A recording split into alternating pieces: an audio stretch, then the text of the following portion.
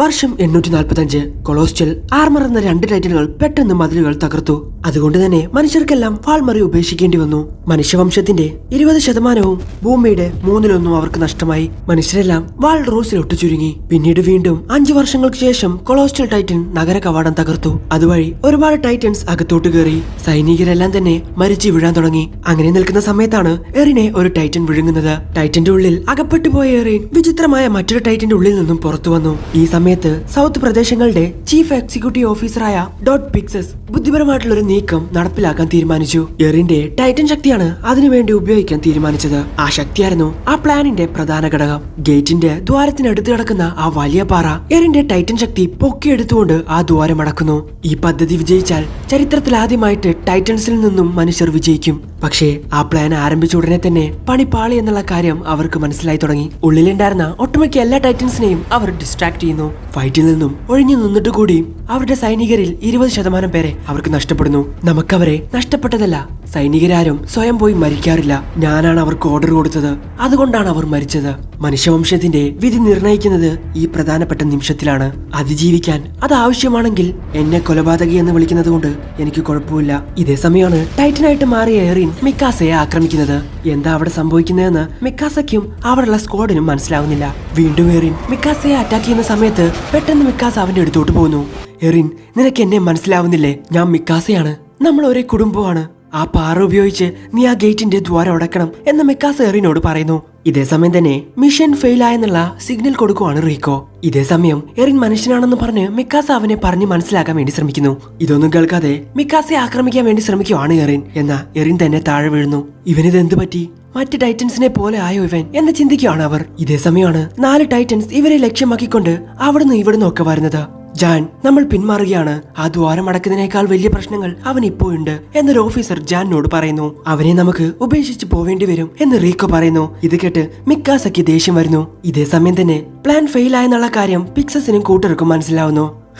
എന്തിനാണെന്ന് പോലും അറിയാതെ ഒരുപാട് പേർ ഇപ്പോ മരിച്ചുപോയി. അവരെ കൊന്നിട്ട് എന്ത് നേടി എന്ന് പറഞ്ഞ് ഒരു ഓഫീസർ കരഞ്ഞുകൊണ്ടിരിക്കുന്നു. ഇതേ സമയം പ്ലാൻ ഫെയിൽ ആയ കാര്യം ആർമിനും മനസ്സിലാക്കുന്നു. അവൻ പെട്ടെന്ന് തന്നെ അവർക്ക് നേരെ ഓടുവാണ്. കമാൻഡർ പിക്സസ്, ഇപ്പോഴുള്ള വാൾറോസിന്റെ ഗേറ്റിന്റെ ശക്തി ഇനിയും ശക്തിപ്പെടുത്താനല്ലേ നമ്മൾ ശ്രമിക്കേണ്ടത്? അതിനുള്ള ഓർഡർ കൊടുക്കട്ടെ? ആയിട്ടില്ല. എലൈറ്റ് സ്ക്വാഡിനോട് പിന്മാറാൻ പറയട്ടെ എന്ന് മറ്റൊരു ഓഫീസർ ചോദിക്കുന്നു. വേണ്ട, ടൈറ്റനുകളെ ഡിസ്ട്രാക്ട് ചെയ്തുകൊണ്ടേയിരിക്കുക. എലൈറ്റ് സ്ക്വാഡിന്റെ മുഴുവൻ ഉത്തരവാദിത്വം അതിന്റെ ടീം ലീഡറെ ഏൽപ്പിച്ചിട്ടുണ്ട്.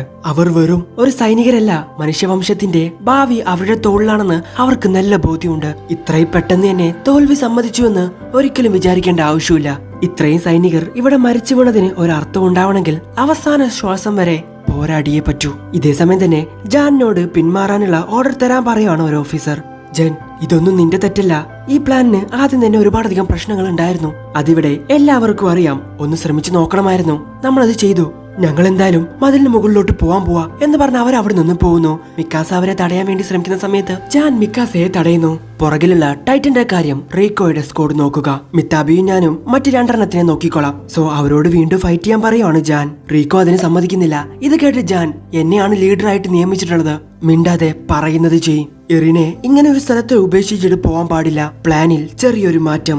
എറിനെ തിരിച്ചു കൊണ്ടുവരുന്നത് വരെ അവനെ പ്രൊട്ടക്ട് ചെയ്യണം. മനുഷ്യവർഗത്തിന് ഇവന്റെ സഹായം തീർച്ചയായിട്ടും വേണം. ഇവനെ ഇങ്ങനെ ഉപേക്ഷിച്ച് പോവാൻ പാടില്ല. നമ്മളെ പോലെയല്ല, ഇവൻക്ക് പകരം വെക്കാൻ വേറെ ആളില്ല. നീ പറഞ്ഞു വരുന്നത് ഈ പ്ലാനുമായിട്ട് വീണ്ടും മുന്നോട്ട് പോകണമെന്നാണോ?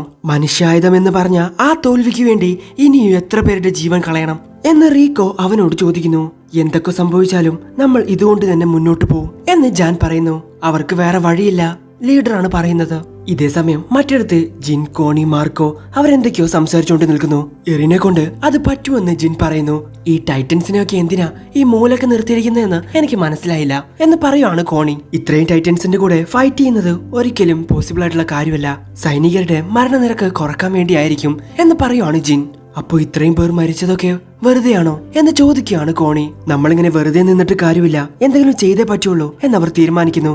ജാൻ, നീ സീരിയസ് ആയിട്ടാണോ പറയുന്നേ? അവർക്കെതിരെ നമുക്ക് എങ്ങനെ ജയിക്കാൻ പറ്റും? റീക്കോ, നീ പറ, നമ്മുടെ കയ്യിൽ വേറെ എന്ത് മാർഗമാണുള്ളത്? ഇങ്ങനെ മനുഷ്യത്വവും കെട്ടിപ്പിടിച്ചു നിന്നാൽ ഇവർക്കെതിരെ നമുക്ക് എങ്ങനെ ജയിക്കാൻ സാധിക്കും? ഇത് കേട്ട് റീക്കോ മിണ്ടാണ്ട് നിൽക്കുന്നു. ഈ കിടക്കുന്ന മനുഷ്യായുധത്തെ വിശ്വസിച്ചുകൊണ്ട് ജീവൻ പോകുന്നത് വരെ പോരാടാനേ നമ്മളെ കൊണ്ട് കഴിയൂ. നമുക്ക് വേറെ വഴിയില്ലല്ലേ? ഓക്കെ, ശരി. മനുഷ്യരെത്രത്തോളം ഭീകരരാണെന്ന് ഞാൻ അവർക്ക് കാണിച്ചു കൊടുക്കും. ഒരർത്ഥമില്ലാണ്ട് മരിക്കാൻ എന്നെ കിട്ടില്ല. അങ്ങനെ ജാൻ പറഞ്ഞ കാര്യം കേട്ട് മോട്ടിവേറ്റായി അവർ രണ്ടുപേരും മുന്നോട്ട് പോവാൻ തന്നെ തീരുമാനിക്കുന്നു.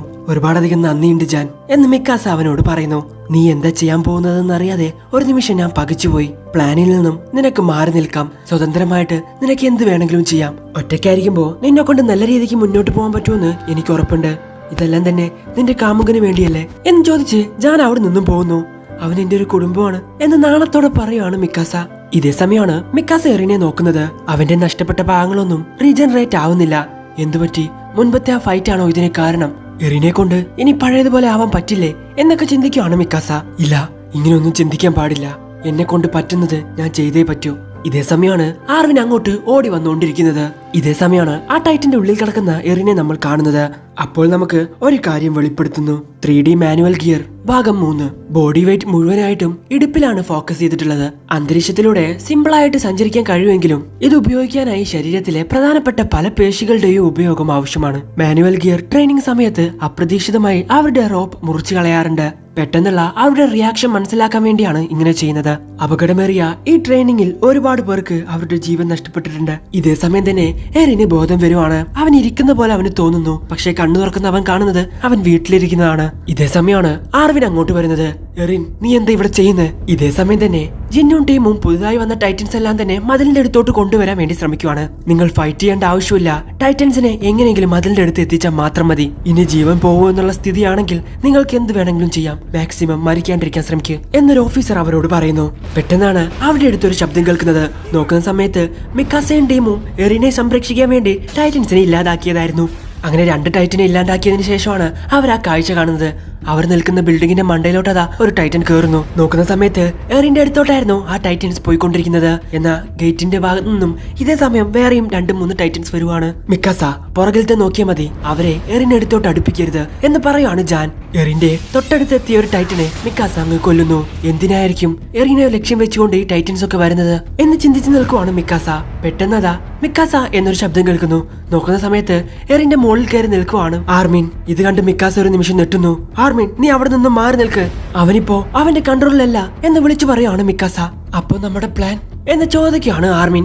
അത് പരാജയപ്പെട്ടു. അധിക നേരം നമുക്ക് ഇവിടെ ഇങ്ങനെ നിൽക്കാൻ പറ്റില്ല. ടൈറ്റൻസിന്റെ എണ്ണം കൂടിക്കൊണ്ടിരിക്കുവാണ്. പക്ഷേ അവനെ അങ്ങനെ ഉപേക്ഷിക്കാനും പറ്റില്ല. അതുകൊണ്ടാണ് എല്ലാവരും ഇങ്ങനെ പോരാടിക്കൊണ്ടിരിക്കുന്നത്. ഇത് കേട്ട് ആർമിൻ ഒരു ഐഡിയ തോന്നുന്നു. കഴുത്തിന് പുറകിലായി മധ്യഭാഗത്ത് 1 മീറ്റർ നീളം 10 സെന്റിമീറ്റർ വീതി. എറിന്റെ കാര്യം ഞാൻ നോക്കിക്കോളാം. നീ ടൈറ്റനുകളുടെ കാര്യം നോക്ക് മിക്കാസ. അവരിങ്ങോട്ട് വരാതെ നീ നോക്കണം. കഴിഞ്ഞ പ്രാവശ്യം എറിൻ പുറത്തു വന്നത് ഇതിന്റെ നോപ്പ് ഭാഗത്തു നിന്നാണ്. ടൈറ്റൻസിനെ ഇല്ലാതാക്കുന്നത് ഇതേ ഭാഗത്ത് വെട്ടി മുറിവേൽപ്പിച്ചിട്ടാണ്.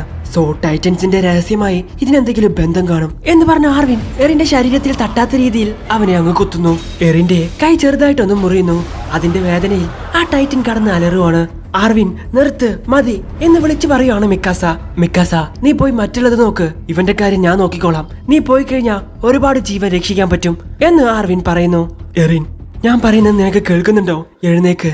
നീ എഴുന്നേറ്റില്ലെങ്കിൽ ഞങ്ങൾ എല്ലാവരും മരിക്കും. ഒരു ടൈറ്റന്റെ ശരീരത്തിന് കീഴടങ്ങി കൊടുക്കരുത്. എഴുന്നേക്ക് എറിൻ. എറിൻ, എറിൻ, വേഗം പുറത്തോട്ട് വാ എറിൻ. ഇതെല്ലാം തന്നെ എറിൻ കേൾക്കുന്നുണ്ട്. പക്ഷെ അവനെ കൊണ്ട് ഒന്നും തന്നെ സംസാരിക്കാൻ പറ്റുന്നില്ല. എറിൻ, നിനക്ക് ഈ ടൈറ്റനുകളെ മുഴുവനായിട്ട് ഈ ലോകത്തു നിന്നും ഇല്ലാതാക്കണ്ടേ? നിന്റെ അമ്മയെ കൊന്നവർക്ക് മുന്നിൽ നീ ഒരിക്കലും തോറ്റു കൊടുക്കരുത് എന്നൊക്കെ ആർവിൻ പറയുന്നു. ഇതെല്ലാം തന്നെ ഒരു സ്വപ്നത്തിലെന്ന പോലെ എറിൻ കേൾക്കുന്നുണ്ട്. തന്റെ വീടിന്റെ ജനാലയിൽ മുട്ടിക്കൊണ്ട് ആർവിൻ പറയുന്നതായിട്ടാണ് അവന് തോന്നുന്നത്. നീ എന്തൊക്കെയാ പറയുന്ന ആർവിൻ? അമ്മയല്ലേ ഈ നിൽക്കുന്നത് എന്ന് ചോദിക്കുകയാണ് എറിൻ. ഇതേ സമയവും ആർവിൻ ആ ടൈറ്റിന്റെ മുകളിൽ നിന്നും എറിനെ വിളിച്ചുകൊണ്ടിരിക്കുകയാണ്. എറിൻ, നീ ഇത് കേൾക്കുന്നില്ലേ? നീ ഇതിനകത്തില്ലേ? നീ ഇതിനകത്ത് തന്നെ ഇരുന്നോണ്ടിരുന്ന ടൈറ്റൻസ് നിന്നെ കൊല്ലും. ആർവിൻ പറയുന്നതിനെല്ലാം തന്നെ എറിൻ റെസ്പോണ്ട് ചെയ്യുന്നുണ്ട്. പക്ഷെ അത് ആർവിനെ കേൾക്കാനില്ല. കാരണം എറിൻ അതെല്ലാം തന്നെ മനസ്സിൽ വിചാരിക്കുക മാത്രമേ ചെയ്യുന്നുള്ളൂ. ഇതേ സമയമാണ് എറിൻ എന്തൊക്കെയോ ഓർമ്മ വരുന്നത്. മറ്റൊരു ഭാഗത്ത് ജിന്നിന്റെ ടീമിലെ ഒരുത്തനെ ഒരു ടൈറ്റൻ പിടിക്കുന്നു. ജിന്നും ടീമും അത് കാണുന്നുണ്ടെങ്കിലും അവരെ കൊണ്ട് അവനെ സഹായിക്കാൻ പറ്റുന്നുണ്ടായിരുന്നില്ല. അവരുടെ പുറകിലും 3 ടൈറ്റൻസ് അവരുടെ പുറകെ വന്നുകൊണ്ടിരിക്കുകയാണ്. ഇതേ സമയമാണ് മിക്കാസ അത് കാണുന്നത്. മിക്കാസ അവനെ രക്ഷിക്കാൻ പോകുന്ന സമയത്താണ് ജാൻ വന്ന് അവനെ രക്ഷിക്കുന്നത്. ഇതേ സമയം മറ്റൊരു ടൈറ്റൻ ഇവരെ അറ്റാക്ക് ചെയ്യാൻ വേണ്ടി വരുന്നു. അതിനെ മിക്കാസ അങ്ങ് കൊന്നുകളയുന്നു. മറ്റൊരു ഭാഗത്ത് കോണി ടൈറ്റന്റെ കയ്യിൽ നിന്നും രക്ഷപ്പെടാൻ ശ്രമിക്കുന്ന സമയത്ത് അവന്റെ 3D മാനുവൽ ഗിയർ മതിലിൽ പറ്റിപ്പിടിക്കുന്നില്ല. ആ ടൈറ്റൻ ഇപ്പൊ അവനെ കൊല്ലുടാന്നും പറഞ്ഞ് നിൽക്കുന്ന സമയത്താണ് ജിൻ അങ്ങോട്ട് വരുന്നത്. ജിൻ അതിനെ ഡിസ്ട്രാക്ട് ചെയ്യുന്നു. എന്റെ കീഴിലുള്ള ആരെയും മരിക്കാൻ ഞാൻ അനുവദിക്കില്ല എന്ന് പറയുവാണ് ജിൻ. ആ ടൈറ്റൻ ജിന്നിന്റെ പുറകെ വന്നുകൊണ്ടിരിക്കുന്ന സമയത്ത് 3D മാനുവൽ ഗിയർ ഉപയോഗിച്ച് അവൻ രക്ഷപ്പെടാമെന്ന് തീരുമാനിക്കുന്നു. പക്ഷേ അപ്പോഴാണ് അവർ കാര്യം മനസ്സിലാക്കുന്നത്, അത് വർക്ക് ചെയ്യുന്നില്ല. ഇതേ സമയം അവന്റെ പുറകിൽ നിന്നും ഒരു ടൈറ്റൻ വരുന്നു. അവൻ അതിൽ നിന്ന് ഒഴിഞ്ഞു മാറുവാണ്. ഇതിനോടകം ആനിയും കോണിയും മതിലിന് മുകളിൽ എത്തിയിട്ടുണ്ടായിരുന്നു. ജിൻ എന്താ വരാത്തേന്ന് പറഞ്ഞ് നോക്കുന്ന സമയത്ത് അവൻ അത് ആ ടൈറ്റന്റെ മുൻപിൽ ഓടിക്കൊണ്ടിരിക്കുന്നു. ഇവൻ എന്തേ കാണിക്കുന്നേ?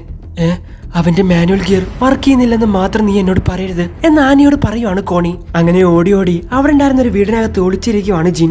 ഇതേ സമയം അവന്റെ അടുത്തോട്ട് വന്നുകൊണ്ടിരിക്കുകയാണ് ഒരു ടൈറ്റൻ. അപ്പോഴാണ് അവൻ ആ കാഴ്ച കാണുന്നത്. ഇതിനു മുൻപ് മരിച്ചുപോയ ഒരു ഓഫീസറിന്റെ 3D മാനുവൽ ഗിയർ അവിടെ കിടക്കുന്നുണ്ട്. അതെങ്കിലും വർക്ക് ചെയ്താൽ മതിയായിരുന്നു എന്ന് ചിന്തിക്കുകയാണ് അവൻ. എറിൻ, നമ്മൾ എന്തെങ്കിലും ഈ മതിലിന് പുറത്തോട്ട് പോവില്ലേ? ഈ മതിലുകൾക്ക് ഒരുപാട് അപ്പുറത്ത് തീ പോലുള്ള വെള്ളം, ഐസ് കൊണ്ടുള്ള ഭൂമി, കണ്ണെത്താ ദൂരത്തോളം മണൽ കൊണ്ടുള്ള പാടങ്ങൾ. എന്റെ അച്ഛനും അമ്മയും പോവാൻ ആഗ്രഹിച്ചതും ഈ ലോകത്തായിരുന്നു. നീ ഇതെല്ലാം മറന്നു എന്ന് ഞാൻ കരുതി. നീ അതിനെപ്പറ്റി സംസാരിക്കുന്നത് പോലും നിർത്തി. ഞാൻ സർവേ കോപ്സിൽ ചേരാണ്ടിരിക്കാൻ വേണ്ടിയല്ലേ നീ അങ്ങനെ ചെയ്തത്? മതിലിന് പുറത്തുള്ള ലോകം. എറിൻ, നീ മറുപടി പറ. എന്തിനാ നീ മതിലിന് പുറത്തു പോകണമെന്ന് ആഗ്രഹിക്കുന്നേ? മതിലിന് പുറത്തോട്ട് ഒരടി വെച്ചാൽ പോലും എന്റെ അച്ഛനും അമ്മയ്ക്കും സംഭവിച്ചതുപോലെ ക്രൂരമായി നമ്മൾ മരിക്കുമെന്ന് അറിഞ്ഞിട്ടുകൂടി എന്തിനാണ് നീ പുറത്തെ ലോകത്തോട്ട് പോകണമെന്ന് ആഗ്രഹിക്കുന്നത്? എന്തിനാണെന്നോ? അതിന്റെ ഉത്തരം നിനക്കറിയില്ലേ? കാരണം ഞാൻ ജനിച്ചത് ഈ ലോകത്താണ് എന്ന് ദേഷ്യത്തോട് പറയുവാണ് എറിൻ. അവന്റെ ബോധം അവനിപ്പോ തിരിച്ചു കിട്ടിയിരിക്കുന്നു. സോ അവിടെ വെച്ച് ഈ എപ്പിസോഡ് അവസാനിക്കുന്നു. ടൈറ്റനായിട്ട് മാറിയ എറിൻ വിചാരിച്ച ഈ ലോകത്തെ രക്ഷിക്കാൻ പറ്റൂ? എറിൻ ഇനി എങ്ങനെയായിരിക്കും അവിടെയുള്ളവരെ രക്ഷിക്കാൻ പോകുന്നത്? എന്തായാലും നിങ്ങൾക്ക് ഇവിടെ ഇഷ്ടപ്പെടുന്ന ഇഷ്ടപ്പെടുന്ന ലൈക്ക് ചെയ്യുക, ഷെയർ ചെയ്യുക, സബ്സ്ക്രൈബ് ചെയ്യുക, തൊട്ടുള്ള ബെൽ ഐക്കൺ കൂടി എനേബിൾ ചെയ്യുക. അടുത്ത എപ്പിസോഡ് അടുത്ത ദിവസം വരെ. അതുവരേക്കും ബൈ.